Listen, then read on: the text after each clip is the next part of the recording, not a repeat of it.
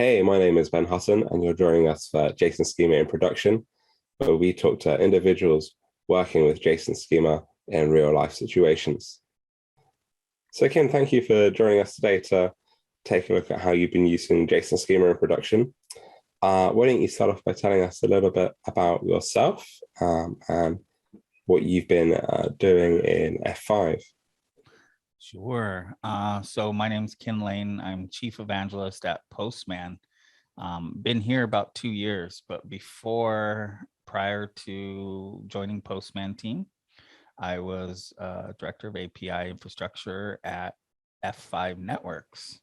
So I was brought in to map out the existing API landscape and propose and lay the groundwork for what would be the next iteration in their API journey for all of their APIs, and a little bit of, I guess, background on what F5 Network is and does. So F5 is the networking company, F5 Networks, but they provide networking infrastructure to data centers and large internet installations. So a couple of customers that I saw and engaged with while I was there was like SharePoint, Microsoft SharePoint. They run SharePoint on quite a few instances of F5 Networks big IP solution, which is basically the underlying infrastructure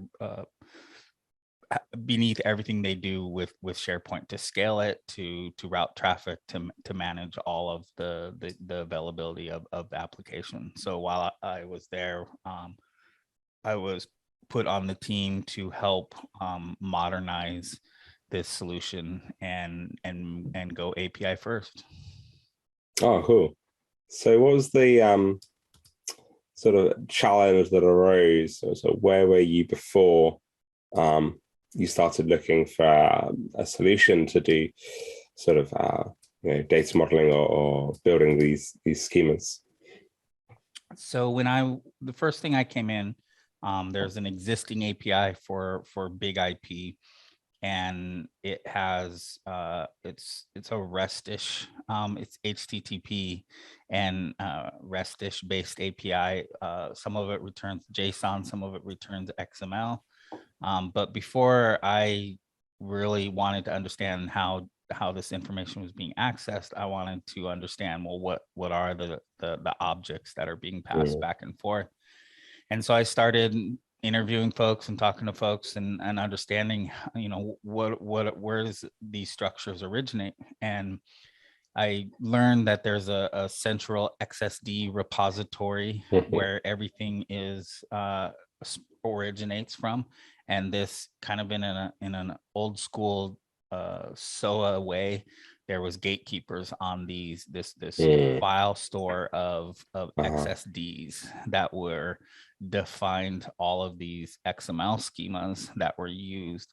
And then as the APIs had evolved, they transformed those XSDs into JSON and JSON objects, but there was no real rhyme or reason to how it happened. But the central repository was kept by a small group of people, and if you wanted to make changes to them, you had to go through them, which is a pretty involved process. And I did manage to find a handful of other schemas laying around here and there that had somehow gotten outside of that workflow process, but pretty much there was a central repository of XSDs, and there was, I think it was around 2,700 individual objects that were being passed back and forth as part of the big IP system. And so my first task was, I'm going to convert these to JSON schema, and then I'm going to put them into a single Git repository, and I'm going to use that as the source of truth for everything moving forward. Yeah, I guess that's always a challenge when you have, gatekeeping inside an organization for a particular, repository. When it's centralized, there's a certain amount of governance you need, but there's always that risk of people going, oh, this is too much effort. I'm just going to do my own thing and not tell anyone and hope that it's okay. What were your sort of discussions around convincing people to have the governance which was enough but not prohibitive in enabling people to move forward at a pace they were requiring? Well, I would say I would add kind of a third dimension is, yeah, there was heavy-handed governance that seemed to slow things down, but there also was inconsistencies in how the governance was applied over years, and there was lapses, I would say, in that where apparently someone had pushed something, changes through that were breaking changes to an object or a schema, or removal of an object or a schema, and it's unclear how they were able to do that. They were either able to circumvent the governance or convince them somehow that this needed to happen. And this is what kind of had set in motion. I was just one part of a multi-pronged approach to modernize the system. It was containerization, Kubernetes, API first, microservices. There was a multi-pronged approach, and part of this was in response to breaking some pretty high-profile breaking changes that had occurred, that had left a bad taste in some very large customers' mouth when it comes to moving forward with new versions. And so understanding, I would say, kind of from a archaeological, but more anthropological, I would say, because it's more about humans than the actual technical. It's like, where did these properties go? Why did they move? Why did they change?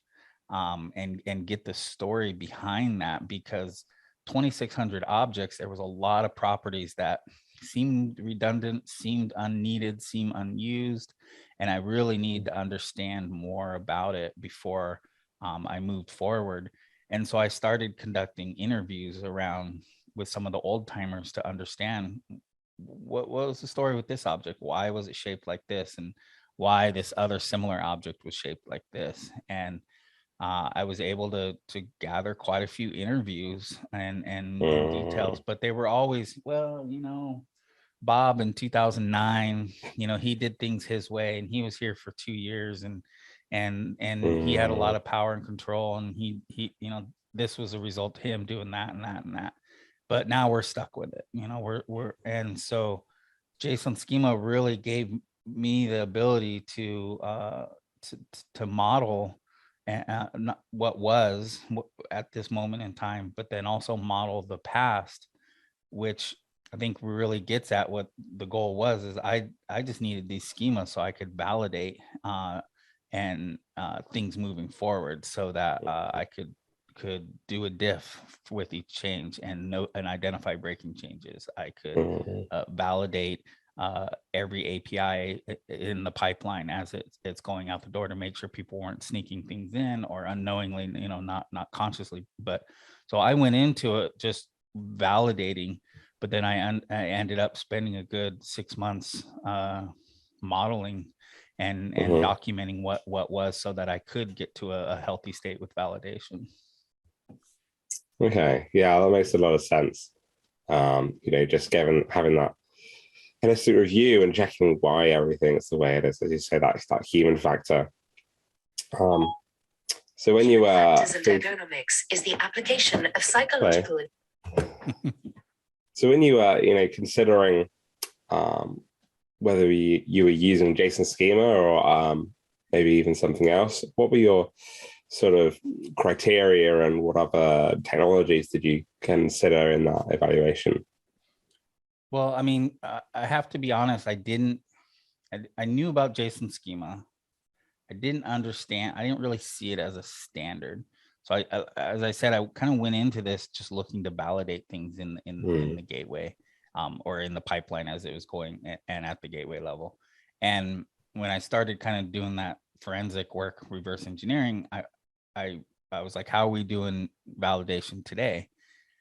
And the primary tool was AJV, and I learned about AJV through this work. And I noticed in my interviews that a lot of people didn't know the difference between AJV and JSON Schema.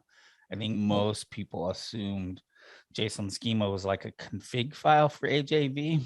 And so, and then once I started scratching across other teams, I started seeing that there was other tools, other validators in place other than AJV that were using JSON schema. And then also I saw the XML schemas were still in use. People were using XML schemas to validate, but those were the older school developers. The newer guard had converted to JSON schema and were using AJV or other. But then there was also a team that was using protocol buffers. They were creating protocol buffers, and they were using NATs as a sub event driven API, and they were passing protocol buffers back and forth. And so they were converting XSD into protocol buffers and going. And so I evaluated that whole spectrum and went with what I saw as being the best balance moving forward. The most adoption was around AJV. The most consensus was we wanted to use JSON. There was still a heavy need for protocol buffers for these event driven. So I needed to think about how I was going to convert JSON schema into protocol buffers. But we were all in agreement that XML was should not still be on the table. So out of all of that, that's how I landed at JSON schema. But then as I said, I ended up doing more modeling than I did to get to a better state where validation would be more sensible. Yeah, I guess that makes a lot of sense. Trying to stabilize that validation across the board and have the consistency of people using the same schemas. You mentioned that there were other implementations being used. Did you have any difficulty or challenge getting everybody on the same version of JSON schema? Because often with AJV, people are using newer versions, and other implementations tend to sometimes only support very early versions. Yeah, once I kind of got the lay of the land, I settled in that we were going to support AJV was going to be the validation tool and the latest. And then that illuminated the many other validators that were out there. And like I said, most people just saw JSON schema as being a config file. So they didn't have any concept of like using the latest version of JSON schema. And I'll be honest, I didn't either. But then once I kind of did this homework, I was like, okay, one validation tool. We're not going to use anything else. If you're going to validate your schema, you're using AJV. And then we're going to use the latest copy version of AJV and the latest stable version of JSON schema. And we were standardizing a lot of the tools that we're using across the platform. So we were able to do this pretty quickly. And teams really, there wasn't a lot of opinionated folks. They were just like, okay, I just need it validating. So they weren't fighting us on, oh, well, no, draft 4 is where we want to stay because of this, this, and this. They were just, we need the outcomes of a validation, and we need to know where the objects are and what's the process for iterating and evolving on objects. They didn't care beyond that. Yeah, that's interesting. Yeah, I guess it's not always obvious to other people that schemas are being used. It's just part of the validation library they're using. It's really it's the same with Open API and Async API. I feel is if the tools are doing their job and doing it well, the specs and schemas are somewhat abstracted away. They should be there, should be usable, but and people should be aware and educated about them. But if the tools are working, and they, we shouldn't have to spend too much time with our sleeves rolled up working with the specs directly. Yeah, no, that's definitely true. So as you sort of building up these models, I assume you ran into problems along the way. Were there any sort of limitations you ran up against, and any sort of aha moments you had while working with JSON schema that led you to stick with JSON schema rather than going with investigating other solutions? I mean, just there wasn't really anything that met all of our needs across the board, because like protocol buffers was great for kind of B2B internal high volume systems, but externally, the standard is JSON, and there just really, it wasn't anything out there that met our needs and the simplicity of it. And teams get it. They were already aware of they're JSON fluent, working with JSON schema at a simple level. Now, once we started diving into any ofs and one ofs and other deeper realms, then I found I needed more training and education. But at a basic level, when it comes to validation, like what are the properties, what are the ranges, what are the basic characteristics of that surface we want to validate, it just worked. It's intuitive. I find people need very little, as long as they're a developer, they need very little training and education, where protocol buffers took a lot more work to get people working with the protocol buffers.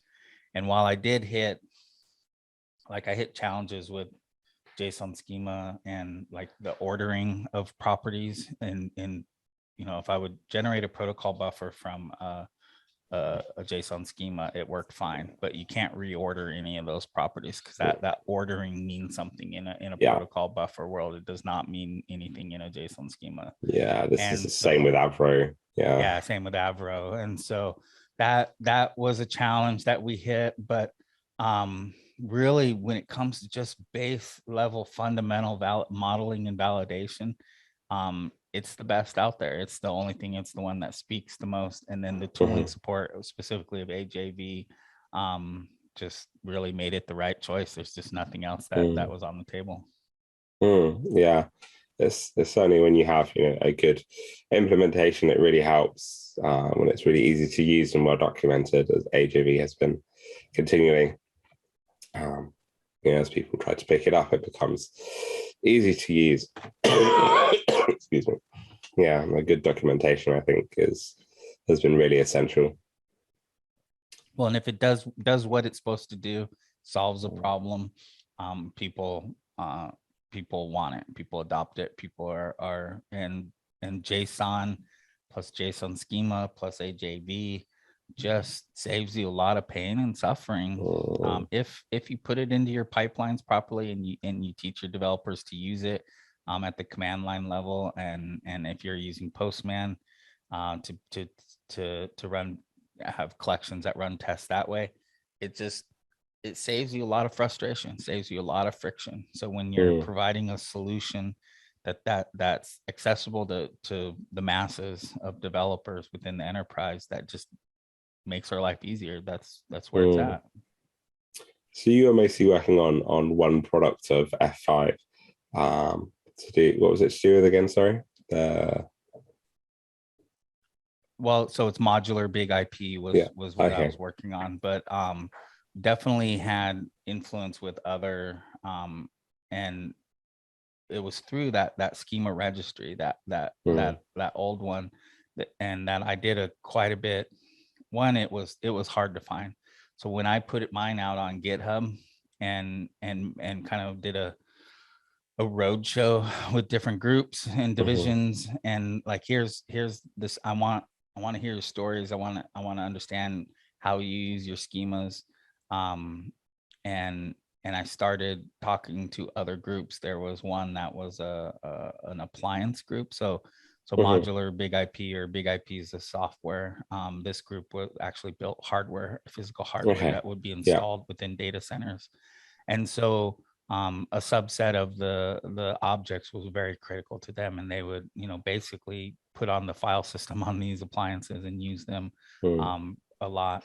And so having one thing that I did with the schemas is I tagged them and organized them better. So you could query and pull just a subset of them pretty quickly, and because it was in Git, you could fork it. You could keep, there was just a lot of benefits. And so they saw the benefits right away. They were like, oh yes, this is great. Another that I just started and then I left and joined Postman was they recently acquired Nginx. So Yes. and there was a lot of work towards validation at the proxy level, turning it into an API gateway, injects into an API gateway, and validating APIs at the gateway level. And so there was a lot of work there at the web server level to the proxy level to apply this. But they were very curious and very interested in what I was doing with these models, so that they could manage traffic at that level and validate and understand things. But I only started those conversations. So what sort of, once you had that schema registry in place, what sort of assurances did it give your team? What did it enable them to really do that they couldn't do before? I mean, just the Git enablement was huge, because it was just XSDs in a file location before, so you had to copy those. Oh gosh. Okay. And so there was no continuity. Like, you had to maintain that. If something changed, something evolved, new properties got added, or if something happened to your files, like, so there was just the Git enablement was pretty huge. The other is, I actually had a branch that was purely YAML. So anytime it would commit to the JSON Schema Registry, which was in JSON, it created a branch that would translate it all into YAML. And this was not for use in applications. It was just for business users to learn about the fundamental objects that are beneath the forms, the interfaces. And I found it stimulated a lot of interesting conversations just having that. It was just a README full of YAML rendered JSON schema files, which sound silly, and a lot of people actually kind of made fun of me for doing it. Like, that's crazy what you're doing. Nobody does that. And I'm like, yeah, but I really, part of that forensic kind of anthropological work that I did was understanding what's the business value of these objects, and making a YAML representation just made it a little bit easier to read for business users, a little less intimidating, and I could get more feedback and thought from people. So it was an interesting use case I hadn't considered. I just did in the moment, but I'm kind of glad I did. Yeah, that's really interesting to see how you can make schemas more accessible to business people. Particularly, we always talk about how SQL, for example, is business level language, right? But it's still quite challenging for people that aren't developers, specifically when you get down to some really technical aspects of it. And anything you can do to open up, your model definitions, your validation process to your business people who actually, in a lot of cases, create those business rules around the validation that developers don't decide on. It's really useful. The boundaries of the properties I found was the most valuable. Is what's the range of these numbers, the range of the inputs, the boundaries of properties. I thought that business users had more insight here than developers did. Yeah, definitely. There's often that business case or that specialist knowledge in different areas, which is going to be really impactful, that developers just don't have. Yeah. Oh, that's really useful, Ken. Thank you. That's some really insightful information there, and that's going to be really interesting to share. So tell me a little bit more about who Ken is outside of work. Who are you, and what sort of things do you get up to in your time? What makes you tick? Well, I mean, I kind of live and breathe API, so I work pretty heavily. It's wrapped up in my identity, but I would say the closest thing I'm doing right now outside of it is my dog Poppy.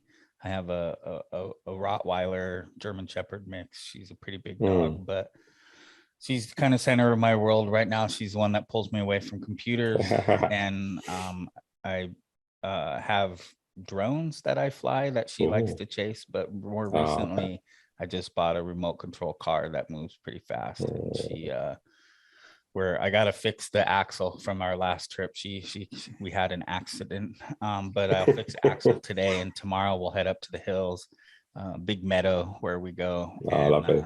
and we play with the car. That's one of the more exciting things in my life right now. Oh, that's really cool. Great. Thanks for sharing. Well, thank you for joining us today, Ken. And I hope that's really helpful. And we'll chat again soon.